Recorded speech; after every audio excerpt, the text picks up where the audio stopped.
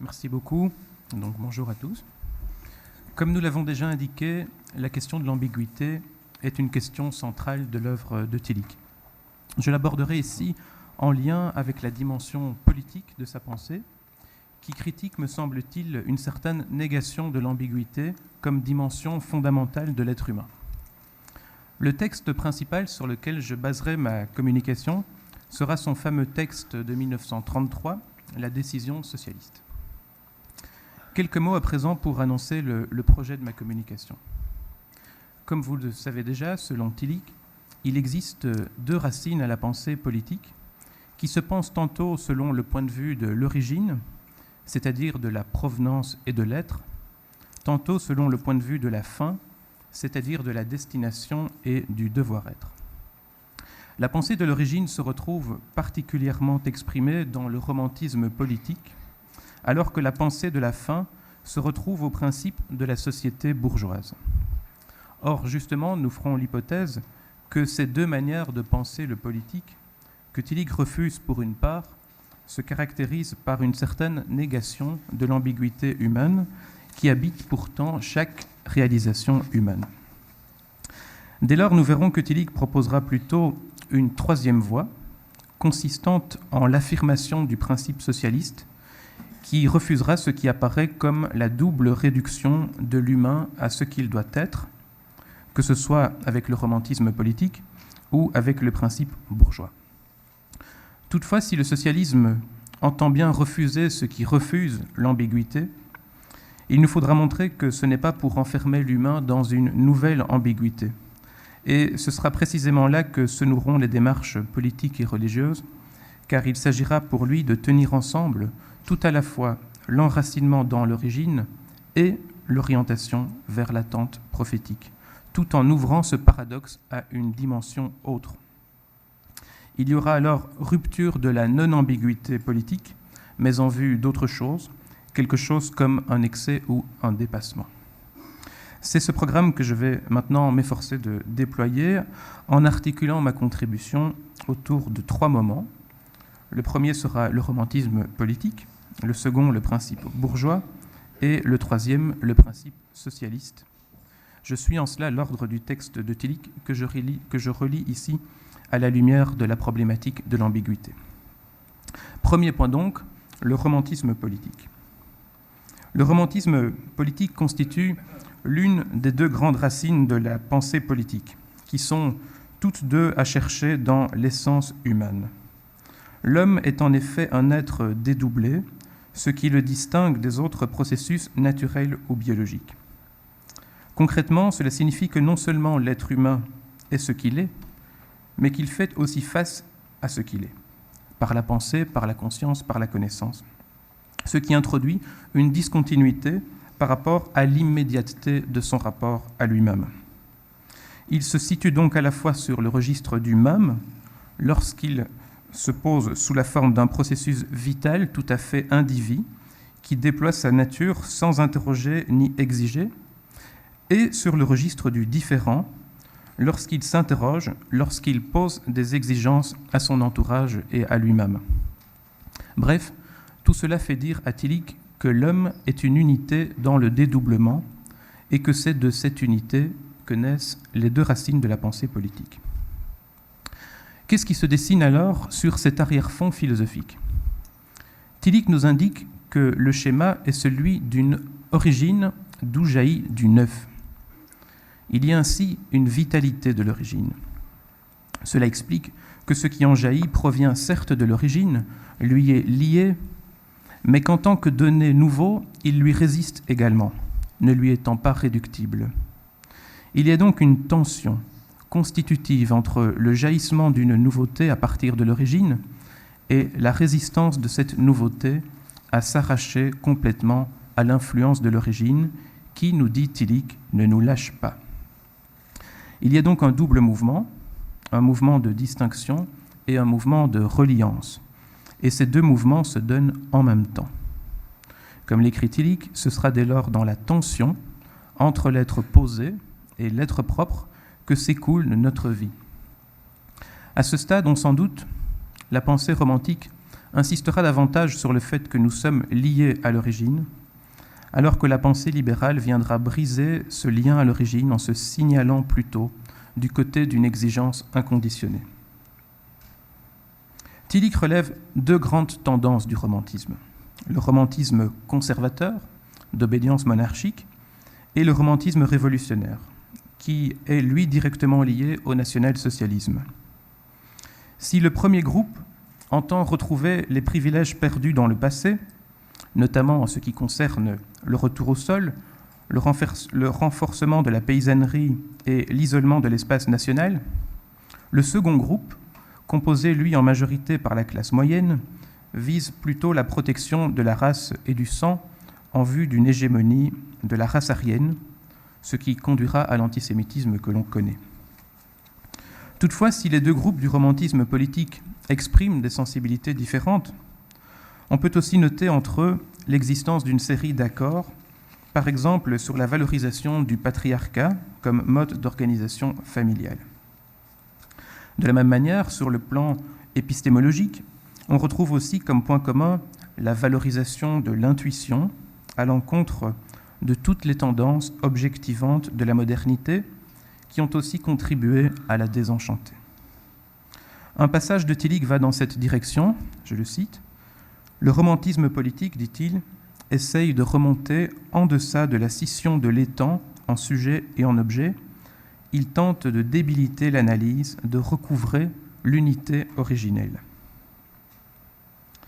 Alors après avoir posé ces quelques repères, je vais maintenant me concentrer sur la manière dont le romantisme politique met en scène son rapport à l'ambiguïté humaine. Pour le dire d'emblée, et ce sera affiné par la suite, notre intuition consiste à penser que le romantisme politique, dans ces deux tendances, monarchique et révolutionnaire, fait tout simplement fi de la dimension de l'ambiguïté, qu'elle soit ontologique ou anthropologique, qu'il l'oblitère en quelque sorte.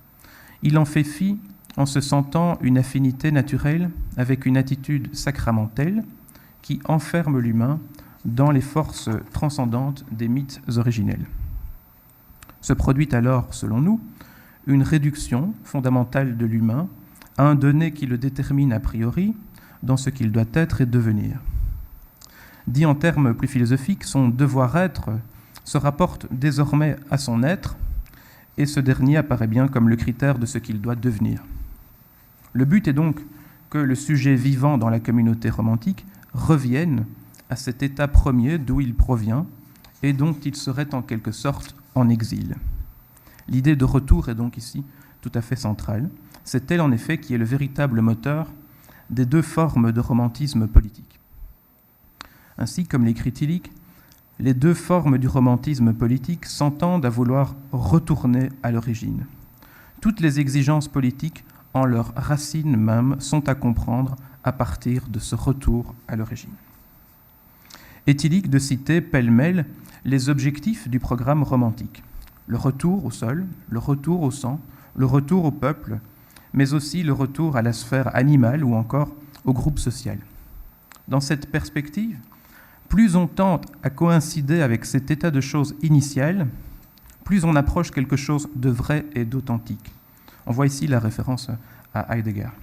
L'idéal romantique est ici idéal de conformité à une antécédence. C'est en effet en revenant et en se conformant au lieu dont il provient que l'homme accomplira vraiment qui il est. Or, tel est précisément ce que critique Tillich lorsqu'il critique le romantisme politique. Ce qu'il critique, c'est au fond l'illusion d'un rapport immédiat et non brisé à l'origine qui annulerait la part d'ambiguïté qui habite l'être humain en réduisant ce dernier à n'envisager son devenir que sur le registre d'un retour à ce qui a toujours été. Ce qui va venir rompre ce rapport immédiat à l'origine, ce sera une critique prophétique. Comme l'écrit Jean Richard, le sens et l'importance de la prophétie juive consistent précisément dans la rupture qu'elle opère avec le mythe originel.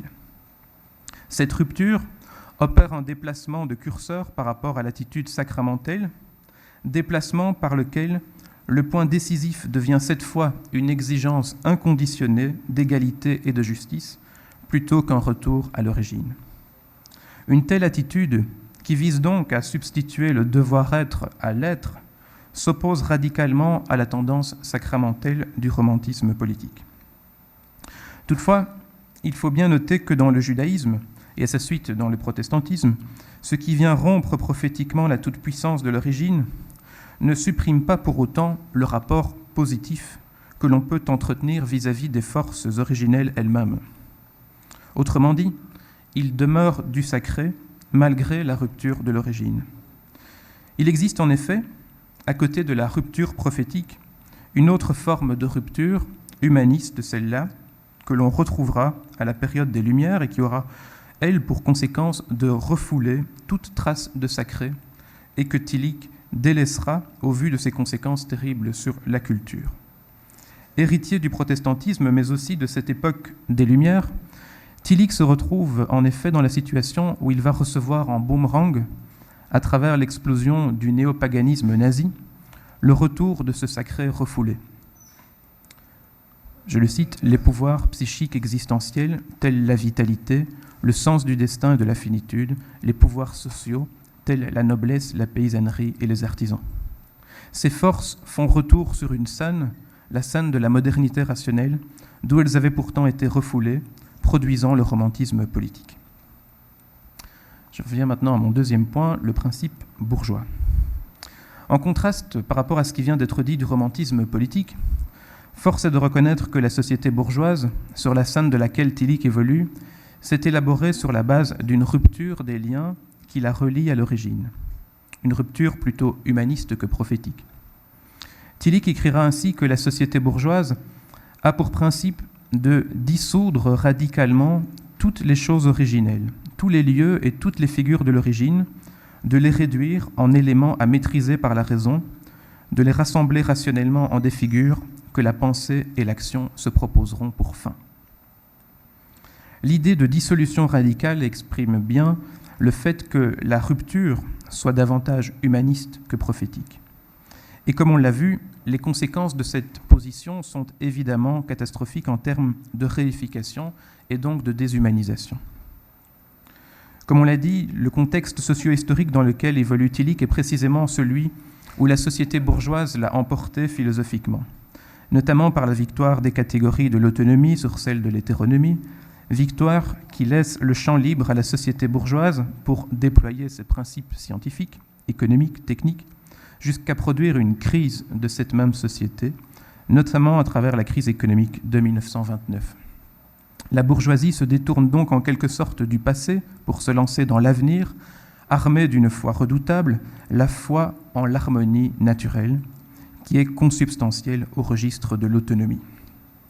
Alors je cite ici Tillich, « Cette culture bourgeoise aussi vivait de la foi qu'une harmonie se produirait si on laissait à chaque individu la liberté de suivre et d'agir selon ses intérêts, de la foi qu'en dépit de la tolérance surgirait une conformité spirituelle, qu'en dépit de la liberté de recherche, on aboutirait à des convictions scientifiques communes, qu'en dépit de la discussion publique s'imposerait un sens commun, qu'en dépit des élections démocratiques se manifesterait une volonté générale, qu'en dépit de l'absence de contrôle des intérêts économiques individuels, on parviendrait au bien-être pour tous.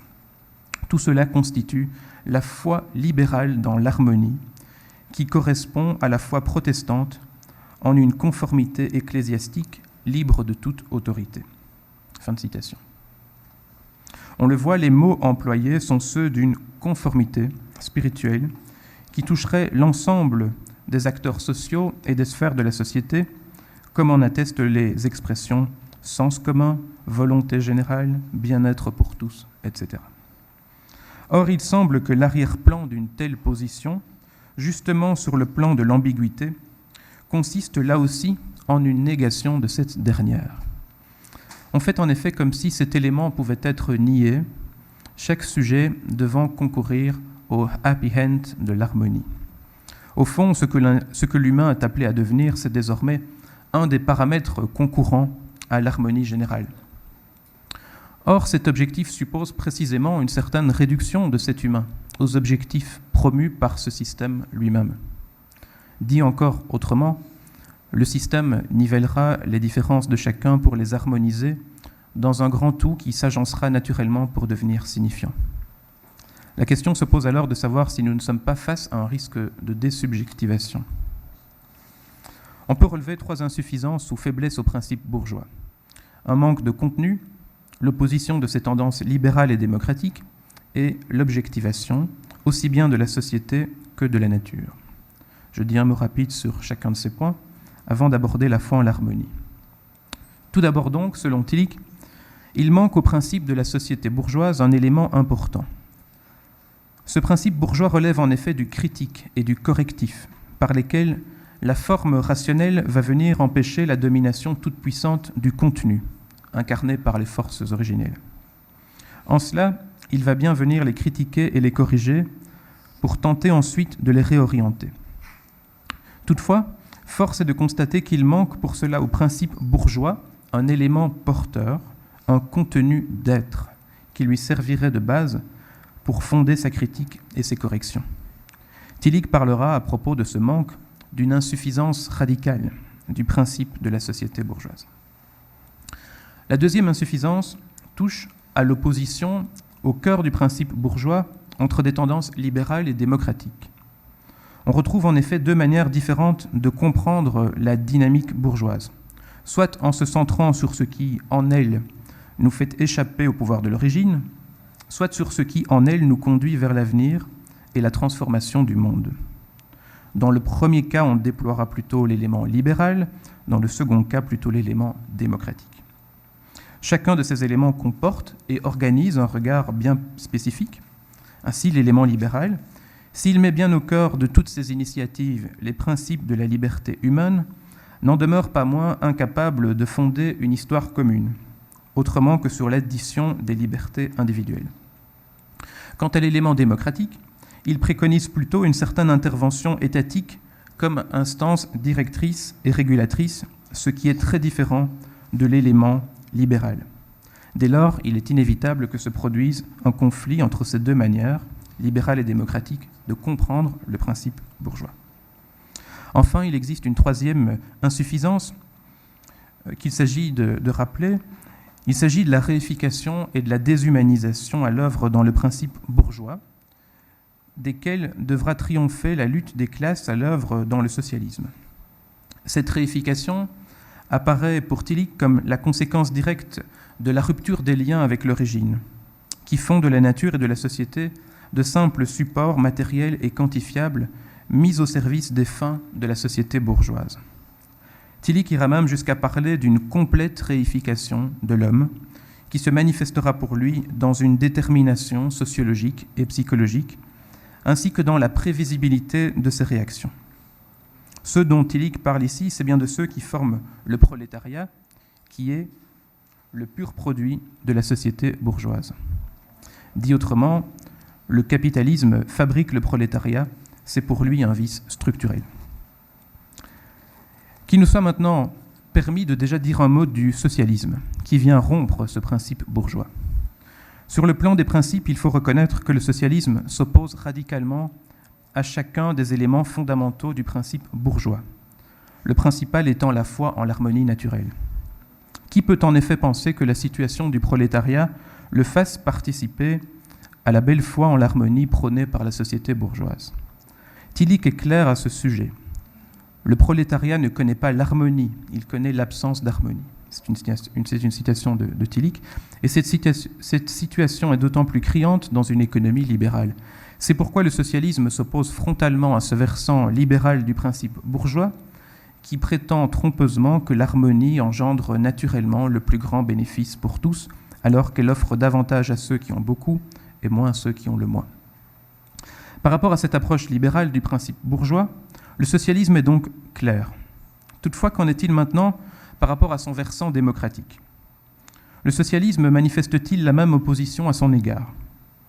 La réponse est oui, car cet élément démocratique est selon Tillich sans issue, et cela bien qu'il cherche à remplacer la libre action des agents par une planification plus étatique.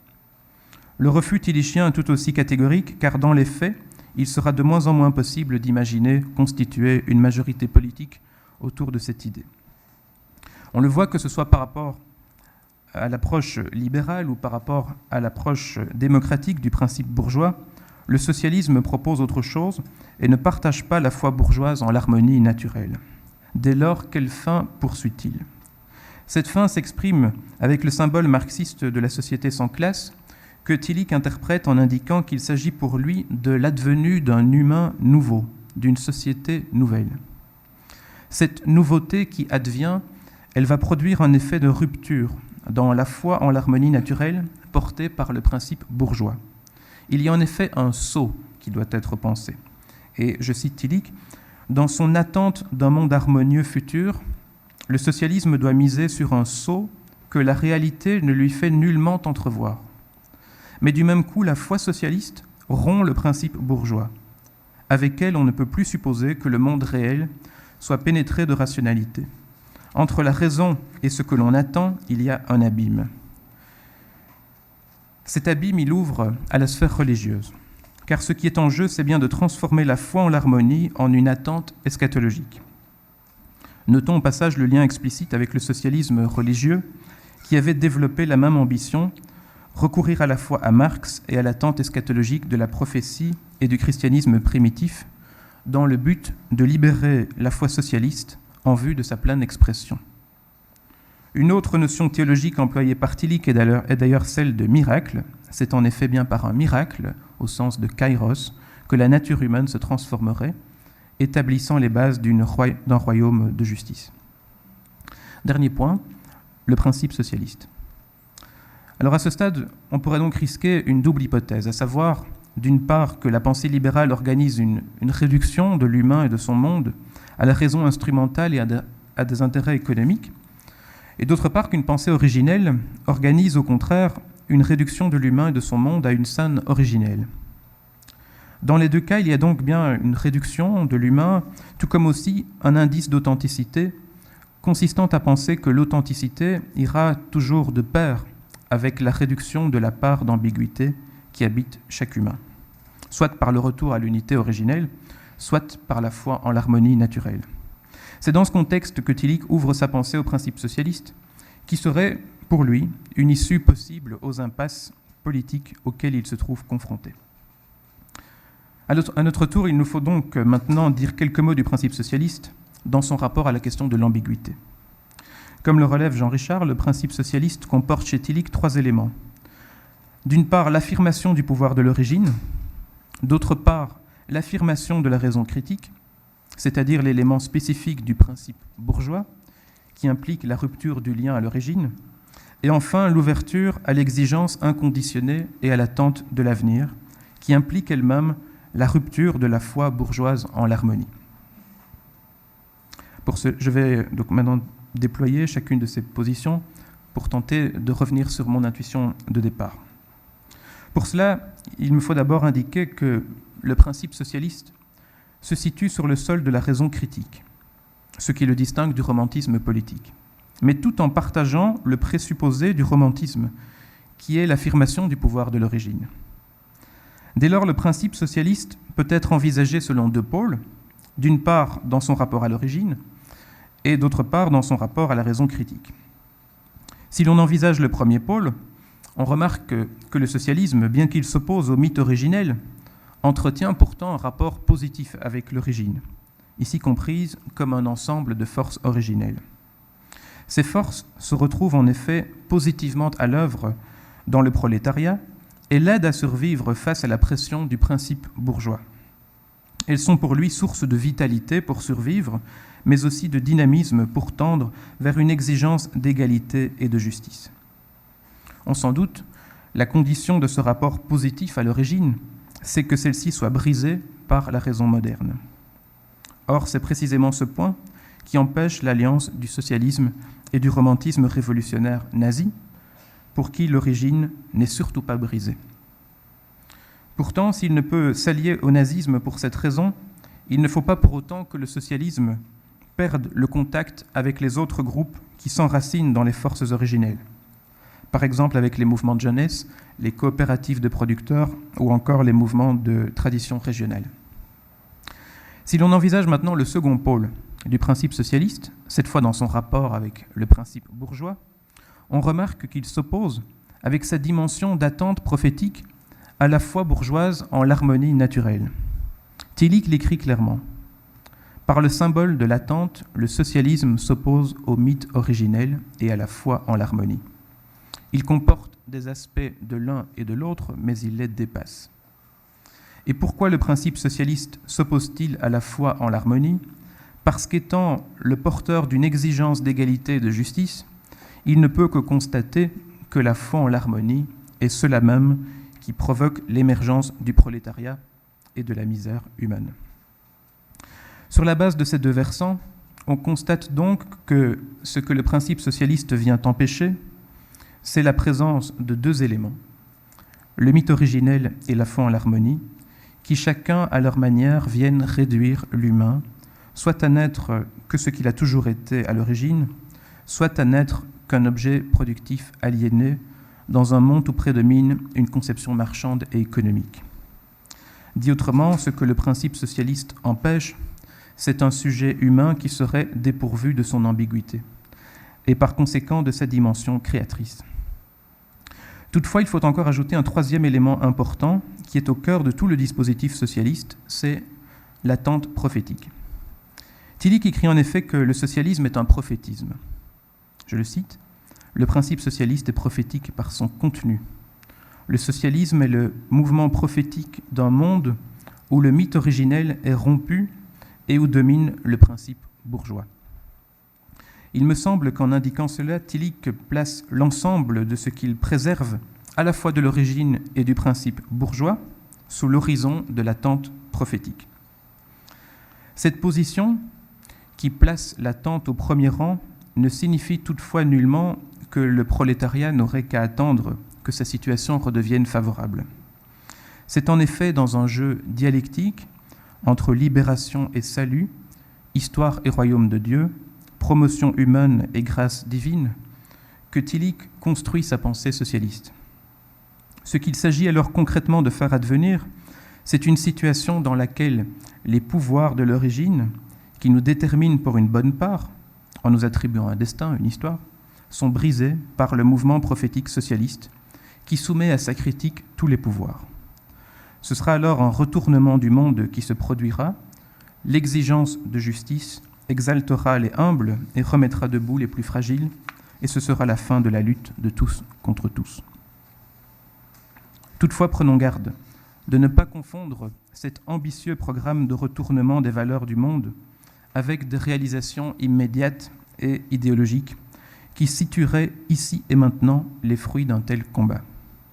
Il me semble en effet que l'accomplissement réel de l'exigence d'égalité et de justice que porte en lui le socialisme n'est pour Tillich jamais de l'ordre d'un ici et maintenant, concret et matériel, mais qu'il se joue plutôt sur un plan qui, pour être effectivement celui d'un homme nouveau et d'une société nouvelle, doit nécessairement se situer en excès par rapport à la seule libération de l'aliénation économique.